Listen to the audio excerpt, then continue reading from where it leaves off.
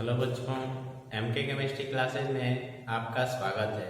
बच्चों, हम लोग 11वीं रसायन के अंतर्गत रसायन विज्ञान की कुछ मूलभूत अवधारणाओं को जान रहे थे। बेसिक कॉन्सेप्ट ऑफ केमिस्ट्री के बारे में अध्ययन कर रहे थे। इसके अंतर्गत अब तक हम लोगों ने बच्चों परमाणु क्या होता है, परमाणु द्रव्यमान क्या होता है, एएमयू क्या होता है, एएमयू को ग्राम में कैसे बदलते हैं, ग्राम को एएमयू में कैसे बदलते हैं, लगभग इतनी सारी चीजें हम लोगों ने अब तक कवर किया है। यदि आप अब तक हमारा वो वीडियो नहीं देखा है तो उस वीडियो को आप एमके केमिस्ट्री क्लासेस के यूट्यूब चैनल पे जाके बड़ी आसानी से देख सकते हैं। बच्चों, हम लोग केमिस्ट्री के बेसिक कॉन्सेप्ट पढ़ रहे हैं और बिना इन बेसिक चीजों को जाने आप केमिस्ट्री नहीं पढ़ सकते हो, या यूं कहा जाए कि केमिस्ट्री की समझदारी आप में नहीं आ पाएगी, आप केमिस्ट्री को रटते रह जाओगे। तो इन बेसिक कॉन्सेप्ट को बड़े ही ध्यान से और बड़े ही कह सकते हैं कि सरलता के साथ इसको आप पढ़ेंगे और इन चीजों को एक एक करके क्रम से आप समझेंगे। तो आज हम लोग उसी बेसिक कॉन्सेप्ट को आगे बढ़ाते, उसी क्रम को आगे बढ़ाते हुए इसके अंतर्गत आज हम लोग बच्चों परमाणु कुछ प्रमुख तत्वों के परमाणु भार के बारे में जानेंगे। ठीक है, क्योंकि आगे जो आप न्यूमेरिकल्स लगाओगे, जो सवाल लगाओगे रसायन विज्ञान में, आगे के अभ्यास में, इस अभ्यास में जो आपको मिलेगा उसमें बच्चों इन तत्वों के परमाणु भार का हम लोगों की जरूरत पड़ेगी। तो इनको आप अपने कॉपी में नोट करके और इनको आप याद कर जाएंगे। समझ में बात आ रहा है सबको? वैसे तो तत्व बहुत सारे हैं, लेकिन जो तत्व प्राय सवालों में बार बार जिनकी जरूरत पड़ती है उन्हीं को यहाँ पे, उन्हीं का कलेक्शन यहाँ पे आपको दिया जा रहा है, उन्हीं को सामूहिक रूप से यहाँ पे लिखा गया है। तो इनको अपनी कॉपी में लिख के और जरूर याद कर लेंगे। तो आइए इसको फटाफट देखा जाए। मैंने इधर तत्वों का नाम लिख रखा है और इधर उनका परमाणु भार लिखा गया है। बच्चों, परमाणु भार की यूनिट कई होती है, आपको पीछे पढ़ाया गया है। यहाँ पे जो परमाणु भार लिखा गया, जो कह सकते हैं कि जो सर्वविदित परमाणु भार जो कहीं भी किसी बुक में दिया रहता है, किसी यूनिट में दिया रहता है बच्चों, एएमयू में, एटॉमिक मास यूनिट। आजकल इस एएमयू की जगह पे यू का प्रयोग किया जाता है। तो कहीं एएमयू में लिखा हो या यू में लिखा हो, दोनों का मतलब एक होता है। और ये क्या होता है, पिछले वीडियो में मैंने बताया था कि एएमयू का जो भार होता है बच्चों, वो किसी भी तत्व के एक परमाणु का भार होता है। फिर से ध्यान दें इसको कि एएमयू में जो हम लोगों को परमाणु भार ये लिखा है वो किसी भी तत्व के एक परमाणु का भार होता है। और किसी भी तत्व के एक परमाणु का जो भार होता है बच्चों, उसी को हम लोग उस तत्व का परमाणु भार भी कहते हैं। तो इन सब चीजों को आप ध्यान देंगे, पीछे पढ़ाया जा चुका है। तो यहाँ पे हाइड्रोजन पहले लिखा हुआ है, मैंने तत्वों का नाम भी लिख रखा और उनका देखिए संकेत। आपको ये सब बेसिक चीजों के अंतर्गत आता है। आपको नाम भी याद होना चाहिए तत्व का और उसका संकेत भी याद होना चाहिए। और हाइड्रोजन का परमाणु भार कितना होता है बच्चों? 1। हीलियम He 4 होता है, लिथियम का 7 होता है, बेरियम का 9 होता है, बोरान का 11 होता है, नाइट्रोजन का 14 और ऑक्सीजन का 16। समझ में आ रहा है? इनको आप नोट करेंगे।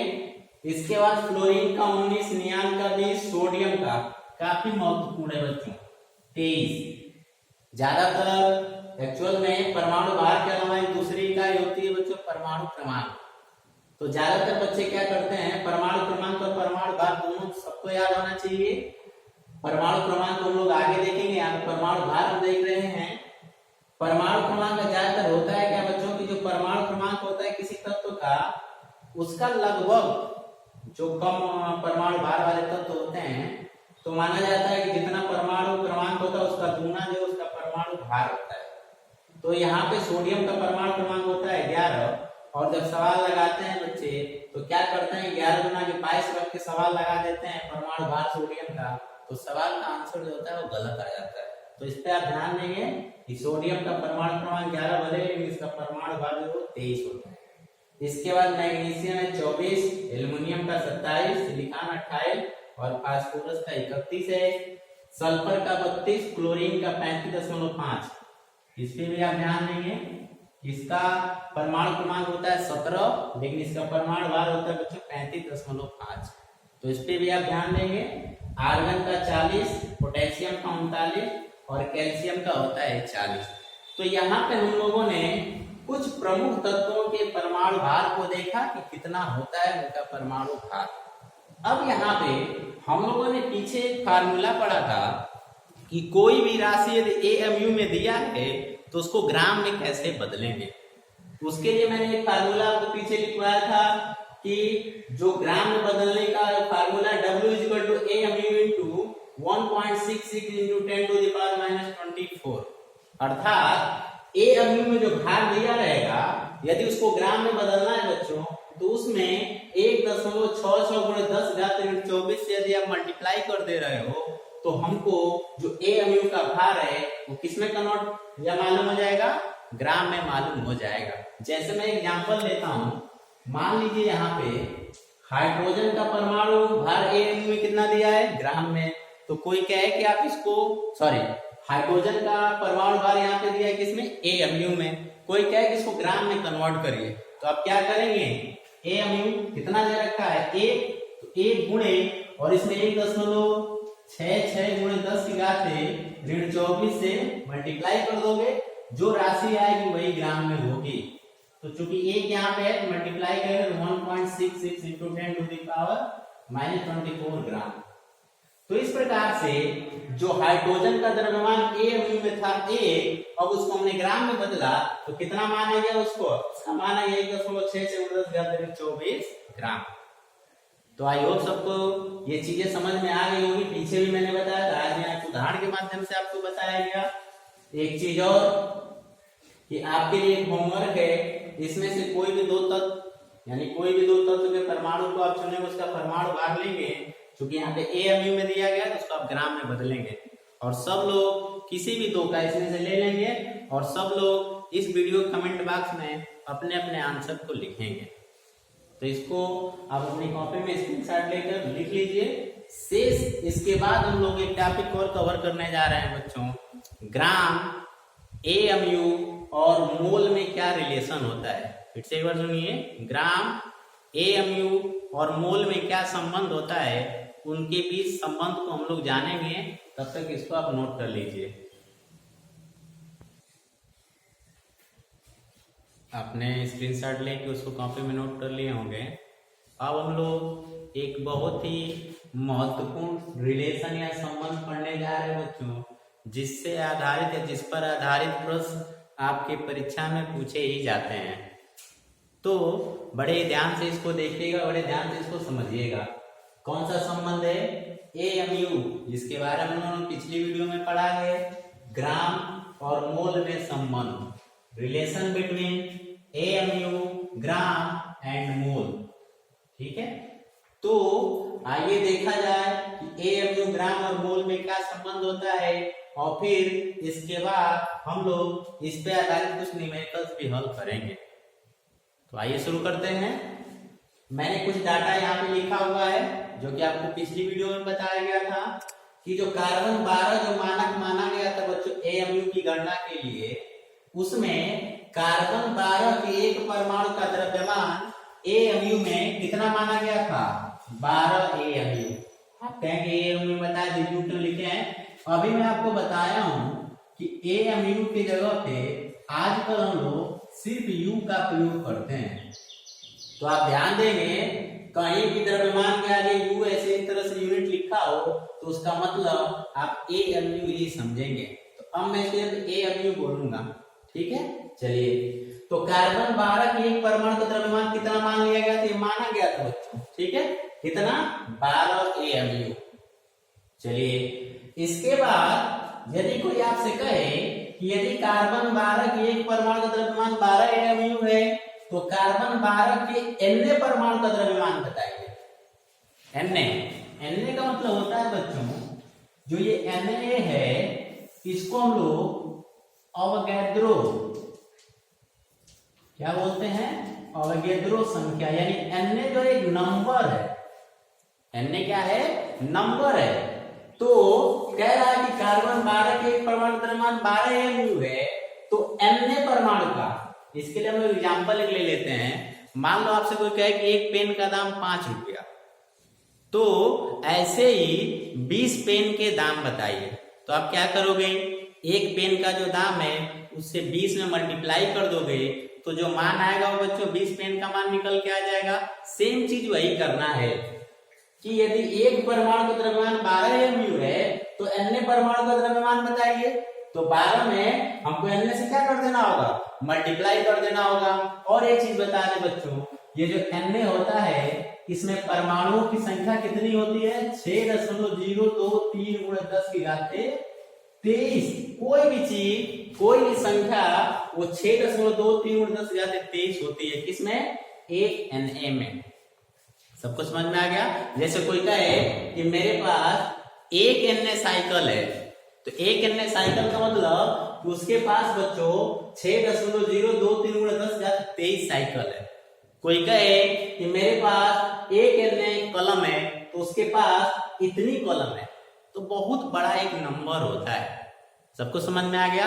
अच्छा, एक और बात यहीं पे आपको बता दें कि किसी भी पदार्थ के एक मोल में, ध्यान दीजिएगा, किसी भी पदार्थ के एक मोल में परमाणुओं की जो संख्या होती है बच्चों, वो अवोगैड्रो संख्या के बराबर होती है।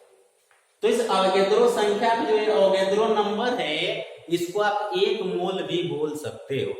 फिर से एक बार ध्यान से सुनिए, यहीं से ये सारा चीज क्लियर हो जाएगा कि जो Na होता है एक संख्या है, इसमें कोई भी चीज इतनी संख्या में होती है, इसको निकाल के देखा गया है। और मैंने ये कहा कि किसी पदार्थ का जो एक मोल होता है वो अवोगैड्रो संख्या के बराबर होता है। अर्थात Na और जो एक मोल होता है बच्चों, वो दोनों एक ही चीज है, क्योंकि दोनों एक दूसरे के बराबर होता है। तो आइए इधर चलते हैं। तो मैंने कहा कि कार्बन 12 के Na परमाणु का द्रव्यमान, तो एक परमाणु का जो द्रव्यमान होता है उसमें Na से मल्टीप्लाई कर देंगे, तो हो जाएगा 12 Nu या AMU। इसके बाद मैंने यहाँ पे लिखा कि कार्बन 12 के एक मोल का द्रव्यमान, तो अभी मैं आपको बता रहा था कि Na बराबर मोल होता है, एक Na बराबर एक मोल। तो जितना कार्बन 12 के Na परमाणु का द्रव्यमान होगा, सेम द्रव्यमान बच्चों कार्बन 12 के एक मोल का भी होगा। तो देखिए यहाँ पे आया था 12 NaU और यहाँ पे होगा 12 NaU। ठीक है, आगे चला जाए। अब आगे देखिए लिखा है यहाँ पे कि कार्बन का परमाणु द्रव्यमान, कार्बन का जो परमाणु द्रव्यमान ग्राम में कितना माना जाता है? 12 ग्राम प्रति मोल। यानी कार्बन के एक मोल का द्रव्यमान कितना होता है बच्चों? 12 ग्राम। एक परमाणु का 12 AMU होता है और एक मोल का 12 ग्राम होता है।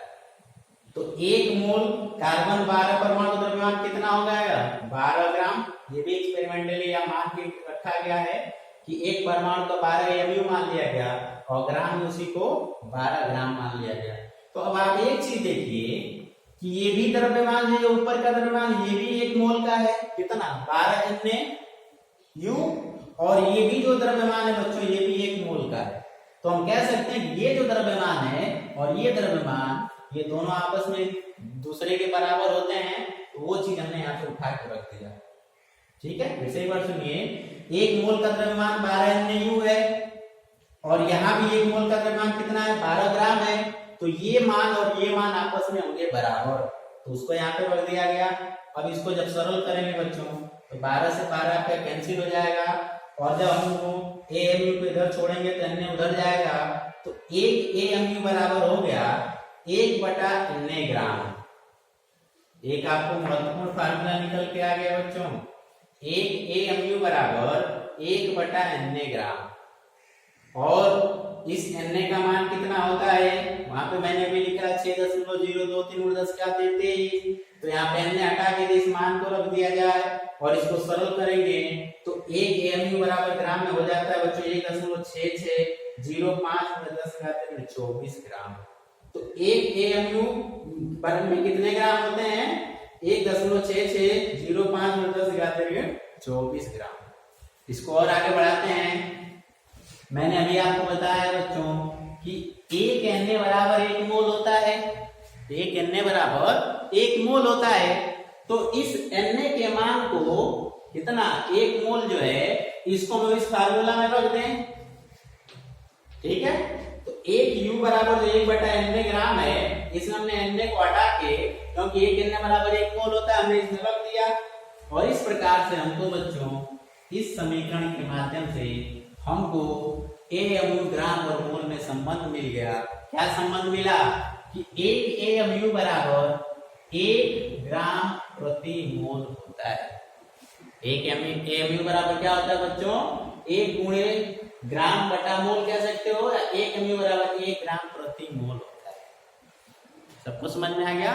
और यही हमको निकालना था, क्या निकालना था, AMU ग्राम और मोल में संबंध निकालना था, रिलेशन निकालना था। एक विशेष एक मजेदार बात यहाँ पे देखिए कि जो मान AMU का आया है, ये जो नंबर सेम नंबर ग्राम और मोल का भी आया है। समझ में आ गया। यहाँ पे देखिए 1 AMU किसका द्रव्यमान होता है, एक परमाणु का, और यहाँ पे लिखा गया 1 ग्राम प्रति मोल, यानी 1 मोल का द्रव्यमान में कितना आ गया, 1 ग्राम आ गया। एक परमाणु का द्रव्यमान 1 AMU और 1 मोल का 1 ग्राम आ गया। ये दोनों नंबर सेम है, लेकिन बच्चों मैथमेटिकली ये आप कह सकते हैं कि भले ही बराबर ना हो, लेकिन ऐसे देखने पर आपको बराबर लग रहे हैं। यहाँ भी यहाँ भी आप ये सोचिए, ये 1 परमाणु का द्रव्यमान है और ये जो 1 मोल का है, और 1 मोल में परमाणु कितने होते हैं, अवोगाद्रो संख्या के बराबर होते हैं। तो सिर्फ ये चीज बराबर है, ठीक है। बाकी ये यूनिट जो है ये बता रही है कि 1 परमाणु का द्रव्यमान है और ये 1 मोल का द्रव्यमान है। जैसे उदाहरण के तौर पे यहाँ पे लिखा हुआ है सल्फर का द्रव्यमान, 2 तरीके से लिखा हुआ है। 32 U लिखा हुआ है, अर्थात 1 परमाणु का द्रव्यमान, और 32 ग्राम प्रति मोल लिखा हुआ है, इसका मतलब होता है बच्चों 1 मोल का द्रव्यमान। तो 1 मोल का भी यहाँ पे 32 है और यहाँ भी 32 1 परमाणु का भी है, लेकिन ये यूनिट जो है बच्चों एक दूसरे के मान को डिफर कर रही है। 32 ग्राम जैसे इसीलिए नॉर्मली सवाल वगैरह में जो परमाणु द्रव्यमान दिया रहता है बच्चों, वो 1 परमाणु का दिया रहता है, और हमको 1 मोल का निकालना होता है तो उसी आगे सिर्फ ग्राम लगा देते हैं, और जैसे ग्राम लगाते हैं वो 1 मोल का द्रव्यमान हो जाता है। तो इसीलिए वहां पे मान जो वो चेंज नहीं होता है, 32 रहता है, सीधे 32 ही मान लेते हैं, ग्राम में लिख लेते हैं, मोल का हो जाता है। तो आई होप आपको AMU ग्राम और मोल में संबंध निकल के लिए आया है कि 1 AMU बराबर 1 ग्राम प्रति मोल होता है। ये आपको समझ में आ गया होगा। इसका आप स्क्रीनशॉट लेकर अपनी कॉपी में लिख लीजिए। अब हम लोग इस पे आधारित एक प्रश्न देखते हैं।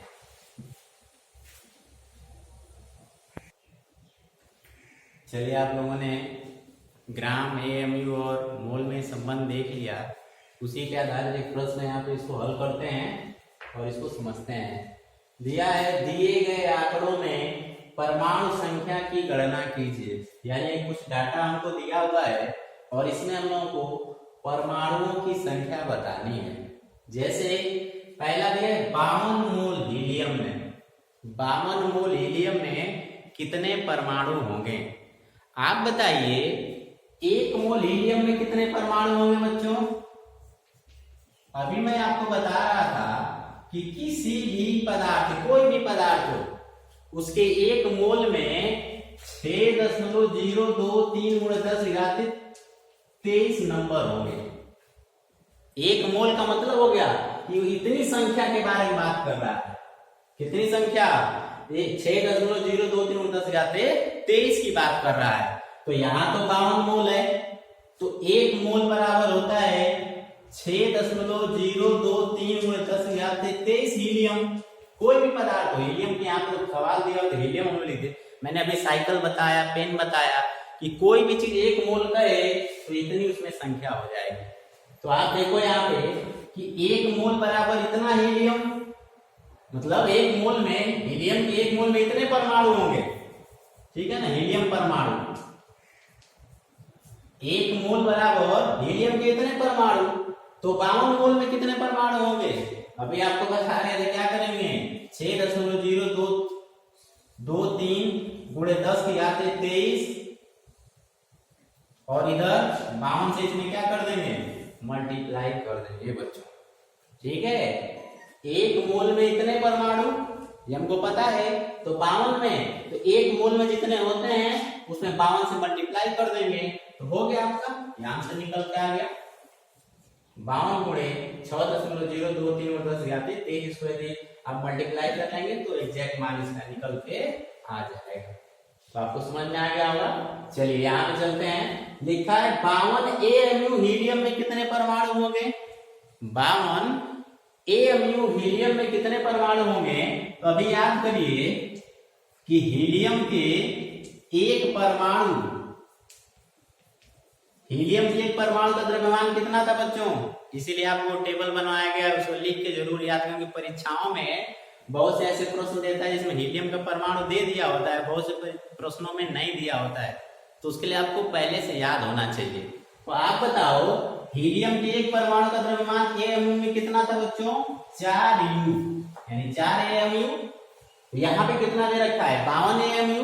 तो अब क्या करोगे, परमाणु से बताना है, एक का जो है 4, एक का द्रव्यमान कितना है 4, तो 52 में कितने परमाणु होंगे, क्या करेंगे 52 में 4 से भाग दे देंगे, कितने परमाणु निकल के आ जाएंगे हीलियम के, 13 परमाणु।